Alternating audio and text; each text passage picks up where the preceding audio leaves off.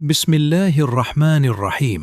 সমস্ত প্রশংসা আল্লাহ সুবহানাহু ওয়া তাআলার জন্য, যিনি আমাদের সৃষ্টি করেছেন, যিনি আমাদের জীবন দিয়েছেন, আর যিনি একদিন আমাদের সবাইকে তার সামনে দাঁড় করাবেন। কিয়ামত এটা কোনো কল্পকাহিনী নয়, এটা এমন এক বাস্তবতা যার ঘোষণা কুরআনের অসংখ্য আয়াতে এসেছে।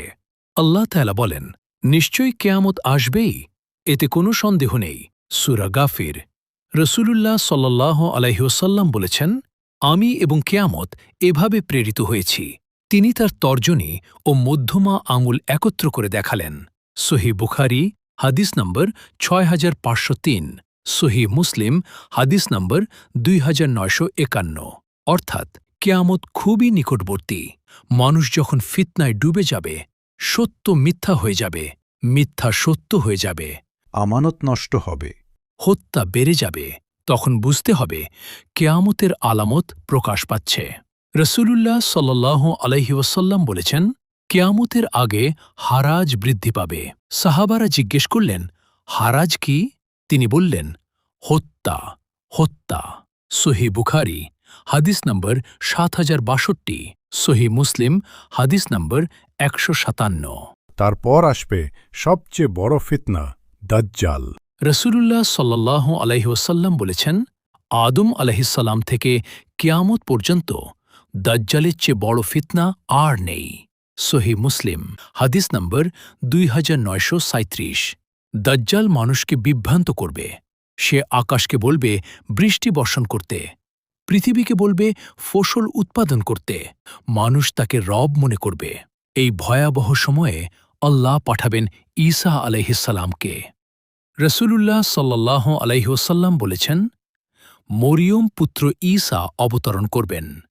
সহিহ বুখারী হাদিস নম্বর ৩৪৪৮, সহিহ মুসলিম হাদিস নম্বর ১৫৫। তিনি দাজ্জালকে হত্যা করবেন এবং পৃথিবীতে ন্যায় প্রতিষ্ঠা করবেন। তারপর আসবে ইয়াজুজ ও মাজুজ। আল্লাহ তাআলা বলেন, যখন ইয়াজুজ ও মাজুজ মুক্তি পাবে, তারা প্রতিটি উঁচু স্থান থেকে ছুটে আসবে। সূরা আম্বিয়া ৯৬। রাসূলুল্লাহ সাল্লাল্লাহু আলাইহি ওয়াসাল্লাম বলেছেন, আল্লাহ ঈসা আলাইহিসসালামকে জানাবেন, আমি এমন এক সম্প্রদায় বের করেছি যাদের সঙ্গে যুদ্ধ করার ক্ষমতা কারও নেই। সহিহ মুসলিম হাদিস নম্বর ২৯৩৭। তারা পৃথিবীতে ভয়াবহ ধ্বংসযজ্ঞ চালাবে। অবশেষে আল্লাহ তাদের ধ্বংস করবেন। তারপর আকাশ ঢেকে যাবে ধোঁয়ায়।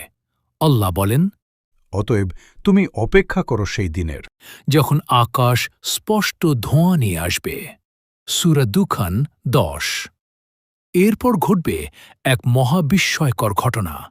সূর্য পশ্চিম দিক থেকে উদিত হবে। রাসূলুল্লাহ সাল্লাল্লাহু আলাইহি ওয়াসাল্লাম বলেছেন, সূর্য পশ্চিম দিক থেকে উদিত না হওয়া পর্যন্ত কিয়ামত হবে না। যখন তা উদিত হবে, মানুষ সবাই ঈমান আনবে, কিন্তু তখন তা কারও কোনো উপকার করবে না।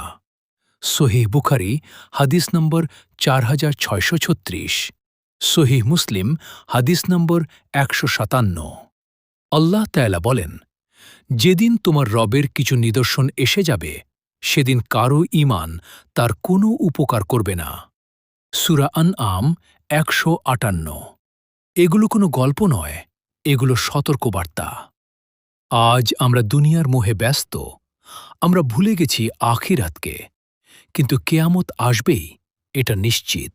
সময় এখনও আছে, তওবার দরজা এখনও খোলা, কিন্তু একদিন এই দরজা বন্ধ হয়ে যাবে। নিজেকে প্রশ্ন করুন, আমি কি প্রস্তুত? আমার ঈমান কি প্রস্তুত? আমি কি আল্লাহর সামনে দাঁড়ানোর জন্য প্রস্তুত? হে আল্লাহ, দাজ্জালের ফিতনা থেকে আমাদের হেফাজত করুন। ফিতনার সময়ে আমাদের ঈমান দৃঢ় রাখুন। আমাদের মৃত্যুদিন ঈমানের উপর। আমিন। সাদাকাল্লাহু আলিয়ুল আযীম। সর্বোচ্চ সুমহান আল্লাহ তাআলা সত্য বলেছেন। আসসালামু আলাইকুম রহমতুল্লাহ বরকাতু। এটা একটি ইসলামিক চ্যানেল। এখানে নিত্য নতুন ভিডিও পাবেন। ইসলামিক ভিডিও পাওয়ার জন্য চ্যানেলটি সাবস্ক্রাইব করুন এবং পাশে থাকা বেল আইকনটি বাজিয়ে দিন। ধন্যবাদ আপনাকে উৎসাহিত করার জন্য।